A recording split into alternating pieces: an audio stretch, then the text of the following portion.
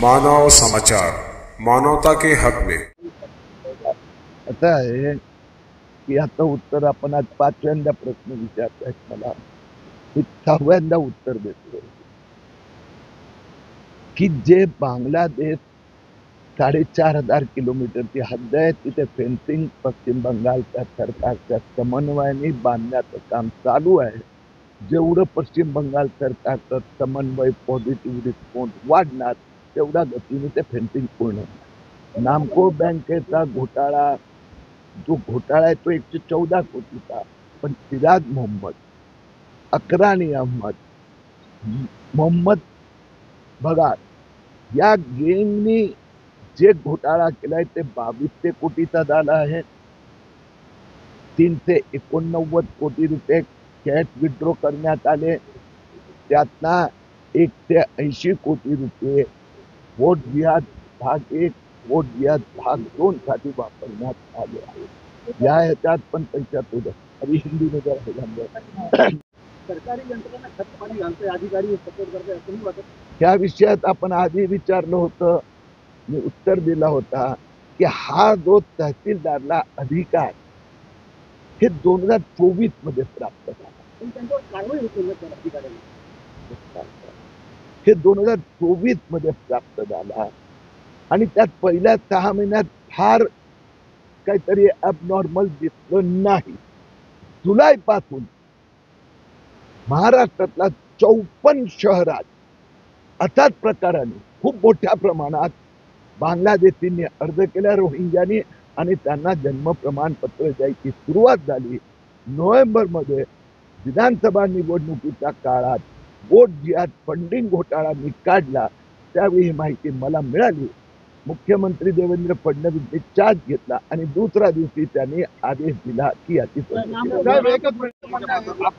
दाखल केला, त्यामध्ये बांगलादेश रोहिंग्यांनी बनावट दाखले तयार केले असा कुठेही उल्लेख होता नाही. फक्त फर्जी कागद दिले आहे आणि त्याच्यावरून गुन्हा दाखल झाला. एफआयआर मध्ये आता असं आहे की याचा अर्थ कसं काढायचा, म्हणजे त्याचा अर्थ असं झालं ना की त्यांचा भारतात जन्म झालेला नाही. तुम्ही असं काय ते असं का, ज्याने अर्ज केला की माझा जन्म प्रमाणपत्र नाही आहे माझ्याकडे म्हणून त्यांनी फर्जी डॉक्युमेंट दिले, बरोबर आहे. म्हणजे इथे तो त्याच्याकडे जन्म प्रमाणपत्र नाही, इथून मिळू शकत नाही, म्हणजे तो विदेशी आहे. आता विदेशी आफ्रिकाचा आहे की ऑस्ट्रेलियाचा आहे हा नंतरचा भाग आहे, कारण की त्याचं नाव बंगाली आहे आणि मुस्लिम नाव आहे. मी 1000 ची यादी दिली जे 11 ते 6 रजिस्टर तहसीलदारनी मला दिलं, त्यातला 1000, त्या 1000 पैकी 984 लोक बांगलादेशी मुस्लिम आहेत. राज्यभरात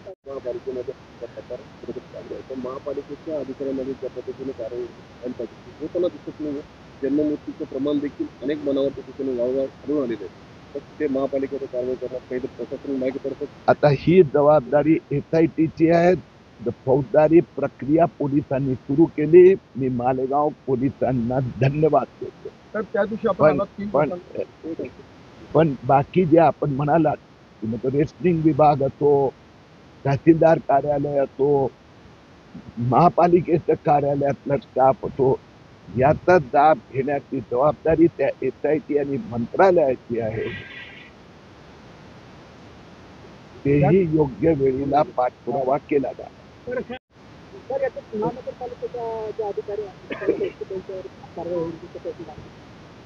सगळ्यांनी जाब द्यावा लागणार, कारण की 2024 मध्ये जानेवारी, फेब्रुवारी, मार्च, एप्रिल, मे, जून या पहिल्या 6 महिन्यात महापालिकेत न्यायालय किंवा कार्यकारी दंडाधिकारी तहसीलदार यांच्या कार्यालयातून आदेश किती आले? 6 महिन्याचे मिळून होणे एवढे 30-40 मिळून 250. आणि जुलै ते डिसेंबर 2024 किती आदेश आले? 28. तर महापालिका आयुक्तांचं ते कर्तव्य होतं की एवढी वाढ झाली, त्यांनी तो प्रश्न जिल्हाधिकारी आणि मंत्रालयात विचारायला हवा होता. मी उद्या रात्री अकोल्याला जाणार आहे, अमरावतीला जाणार आहे, पुढच्या 2-4 दिवसात अकोला आणि अमरावतीत पण असाच पद्धतीचा FIR गुन्हा दाखल होणार.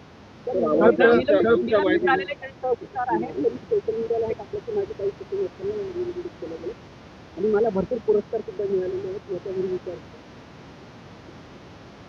न्यायालयात अजून पोचलं नाहीये. त्यांना माहित नाही की त्यांनी काय काय गोंधळ घातलाय. फक्त आधार कार्डावर जन्म प्रमाणपत्र दिलं, एक पण फिजिकल व्हेरिफिकेशन झालेलं नाही. Note a single. तुमचा आणि माझा दोघांचा पासपोर्ट आपल्याला रिन्यू करायचा असेल तर पोलीस व्हेरिफिकेशन मध्ये किती धक्के खावे लागतात, आणि इथे तुम्ही भारताचं नागरिकत्व देतात. म्हणून त्यांनी काय दिवे लावले, 4000 प्रमाणपत्र